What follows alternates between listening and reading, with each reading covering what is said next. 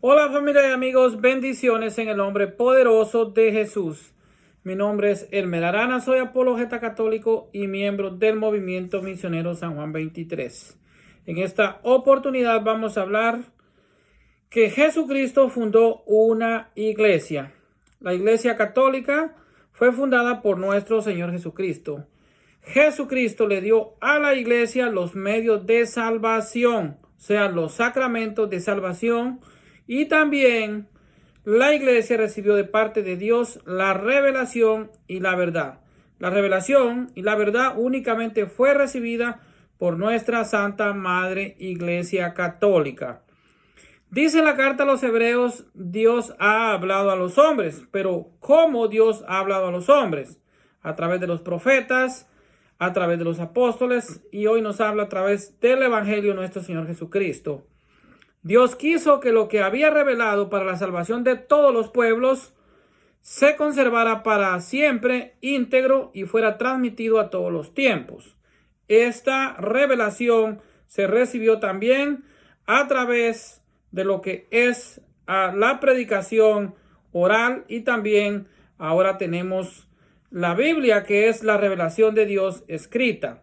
Entonces, por eso es importante la patrística o la tradición apostólica de la iglesia, porque es a través de la tradición apostólica que nace lo que es la revelación escrita, o sea, la Biblia, la escritura, y es ahí realmente la base de donde sale la Biblia. Jesucristo no escribió una Biblia, pero mandó a los apóstoles a predicar el Evangelio. Entonces la Biblia, que es la revelación escrita de Dios, nace de la iglesia, o sea, de la tradición apostólica de la iglesia. De ahí nace la Biblia. O sea, por eso es importante la tradición apostólica de nuestra Santa Madre Iglesia.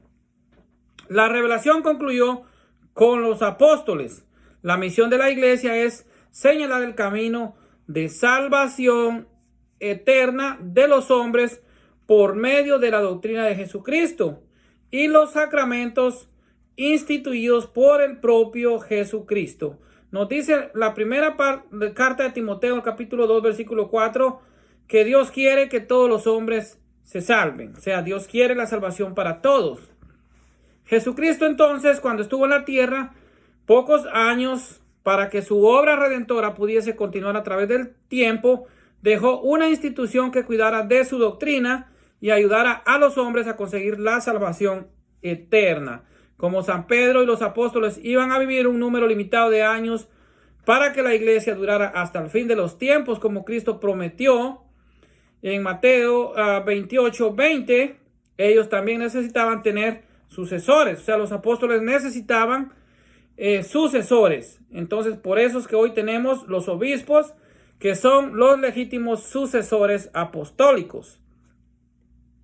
Cristo dio a San Pedro autoridad para atar y desatar. Esto es obligar en conciencia, o sea, es el que aprueba algo en beneficio de la fe. Y esto lo vemos nosotros en Mateo capítulo 16, versículo 19. También en Mateo 18:18, que es la autoridad apostólica, o sea, todos los apóstoles. Pero especial a Pedro por ser cabeza de la iglesia, como Jesucristo lo nombra pastor universal de esa iglesia, de la iglesia de Cristo, como lo vemos nosotros en el Evangelio de San Mateo, capítulo 21, versículos del 15 al 19. Jesús ha querido valerse de los hombres como ministros suyos para llevar adelante su obra redentora. El hombre no puede conocer bien a Dios si Dios no se manifiesta al hombre. A esta manifestación se le llama entonces revelación. Y a esto es lo que me estoy hablando, la revelación que únicamente fue dada a la Santa Madre Iglesia Católica. A ninguna otra denominación de las 70,000 que existen hoy en el mundo no se le dio autoridad alguna, sino únicamente a la Santa Madre Iglesia. Por ejemplo, el dogma de la Santísima Trinidad, el hombre solo lo conoce por revelación. Entonces, ¿quién es el que describe esta revelación? Pues es la Iglesia. La revelación es la manifestación que Dios ha hecho a los hombres de sí mismo y de aquellas otras verdades necesarias o convenientes para la salvación eterna. Al revelarse, Dios a sí mismo quiere hacer a los hombres capaces de responderle, de conocerle, de amarle más allá de lo que ellos serían capaces por sus propias fuerzas. La revelación presupone los hechos y palabras exteriores que percibimos por los sentidos, pero acontece fundamentalmente en el corazón del hombre. Los hechos externos necesitan de una luz interior. El mensaje que desde fuera nos es ofrecido necesita pulsar nuestro corazón con una fuerza que permita a nuestra libertad abrirse con alegría a sus exigencias.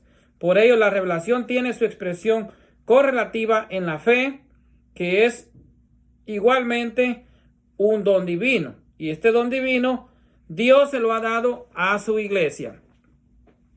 La doctrina revelada por Dios se encuentra en las Sagradas Escrituras y en la tradición que nos ha transmitido las verdades de la fe oralmente.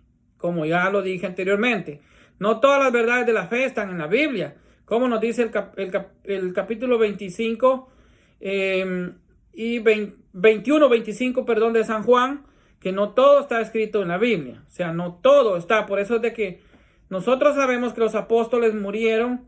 ¿Y en qué forma murieron? Por la tradición, pero no por la Biblia. Algunas las conocemos solo por la tradición. Como sigo diciendo, por ejemplo, todos sabemos que Jesucristo fue soltero, pero esto no está en ningún versículo de la Biblia. También sabemos que los papás de María eran Joaquín y Ana, pero tampoco lo sabemos por la Biblia, sino por la tradición de la iglesia, por la tradición apostólica. Por eso el principio protestante de sola escritura no es válido, pues además esto supone que cada uno tiene su Biblia para poder leerla e interpretarla. Y esto no fue posible para los cristianos durante 1400 años, antes de inventarse la imprenta. La imprenta la inventó Gutenberg en el año 1450. Por eso cuando dicen que la iglesia escondió la Biblia por 1500 años es mentira, porque la imprenta fue inventada en el año 1450. Los primeros cristianos recibieron la fe por la palabra predicada, no por la escritura. Muchos no sabían leer y pocos podían tener un manuscrito de la Biblia. Y para total seguridad era necesario dominar la lengua original del autor. Es decir, resulta evidente que el principio protestante de sola escritura no es válido. En verdad, como dice San Pablo, que la Biblia es necesaria, pero eso no excluye que también es necesaria la tradición apostólica de la iglesia. Por eso es importante la iglesia que nos interpreta la Biblia y también nos dice cuál es la doctrina que trae por tradición de los propios apóstoles. Si yo digo que el agua es necesaria para vivir, no quiere decir que basta el agua para vivir. La escritura y tradición enlazan directamente con los apóstoles y gozan de la misma autoridad. La escritura y la tradición son las fuentes que nos dan acceso a la revelación divina. Y por eso es importante la iglesia. Recordemos entonces que la Biblia y la tradición proceden de la misma fuente. ¿Pero cuál es esta fuente? La iglesia. Estos son los dos canales por los que nos llegan el contenido de la revelación. Tanto la tradición como la escritura. La Biblia y la tradición están íntimamente unidas y tienen un mismo fin. Por eso los pasajes oscuros de la Sagrada Escritura se iluminan con la tradición. Esto lo expresa el Concilio Vaticano II. Con estas palabras, la iglesia no saca exclusivamente de la escritura la certeza acerca de todo lo revelado. Por eso la Sagrada Escritura y la tradición se han de recibir y respetar con el mismo espíritu de devoción. La Sagrada Tradición y la Sagrada Escritura constituyen un solo depósito sagrado de la palabra de Dios, confiado a la iglesia. O sea, ahí está básicamente la revelación de Dios dada a la iglesia. La Sagrada Biblia nos transmite la palabra de Dios escrita, es cierto. Y la tradición nos transmite las enseñanzas orales transmitidas de viva voz de generación en generación.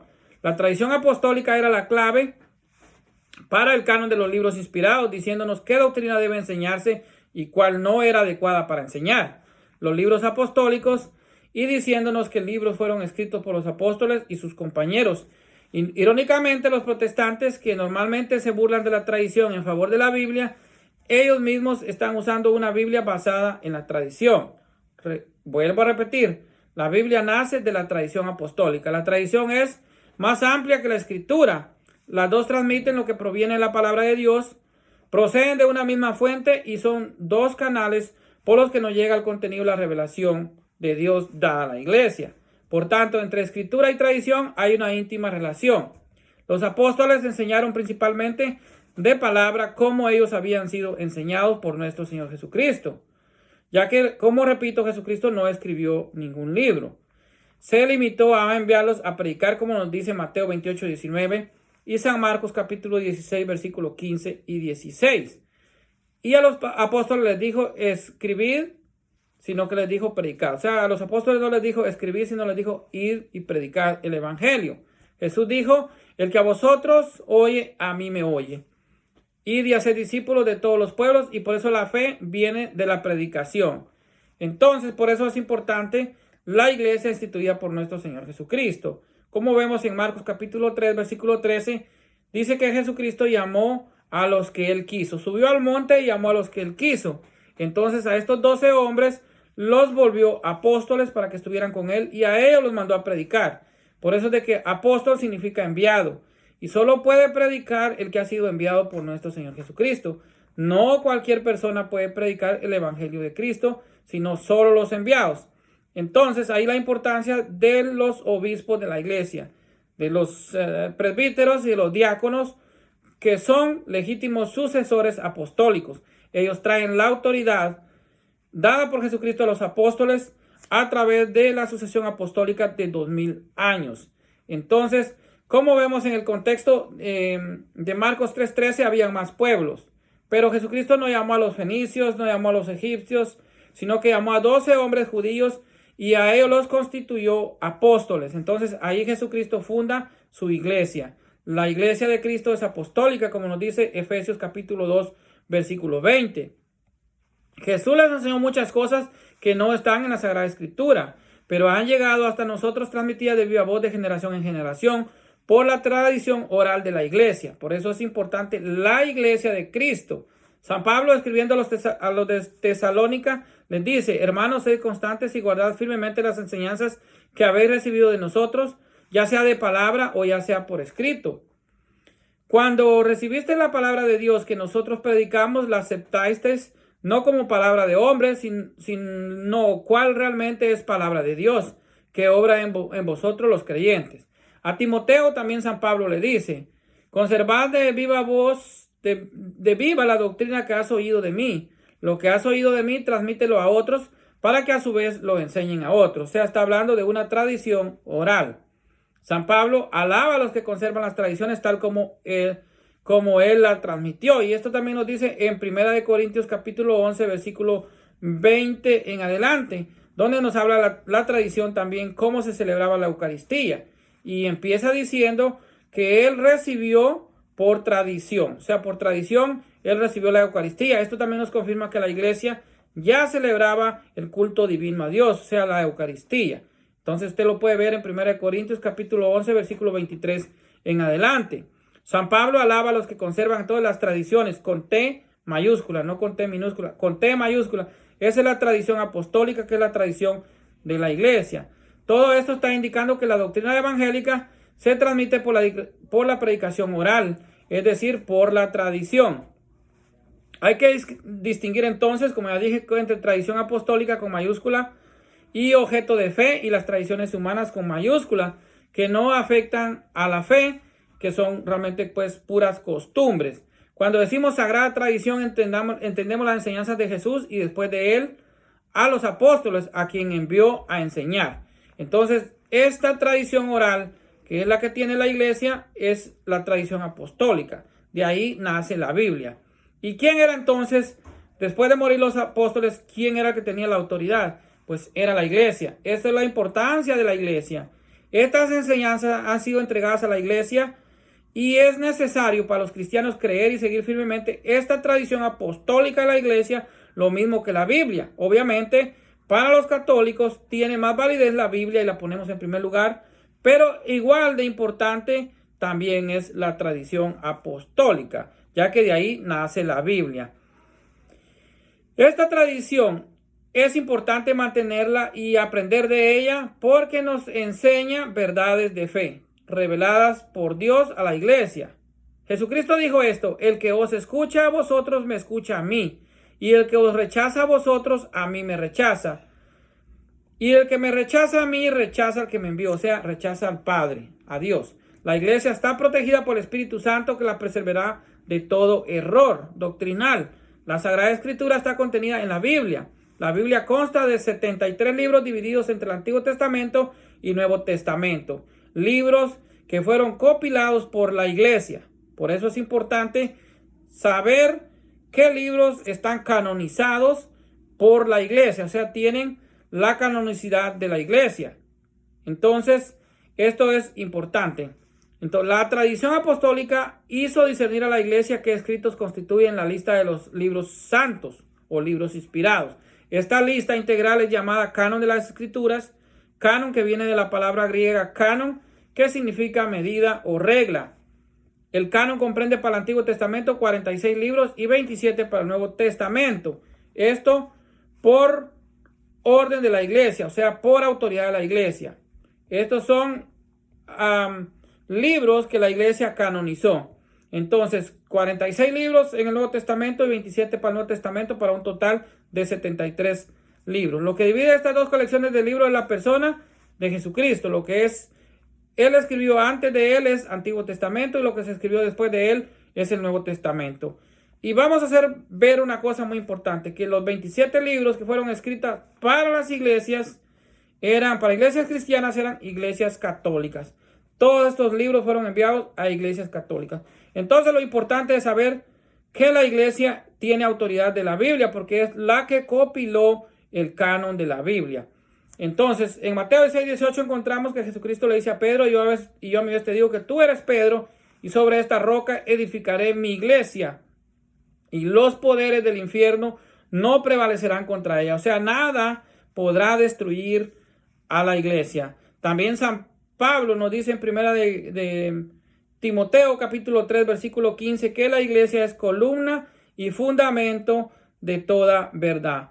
Entonces Jesucristo encargó a la iglesia la interpretación y la vigilancia sobre la Sagrada Escritura y también de la tradición para evitar cualquier error interpretativo. Es por eso que, repito, la única que recibió la revelación y la verdad fue nuestra Santa Madre Iglesia Católica. Bendiciones para todos en el nombre poderoso de Jesús.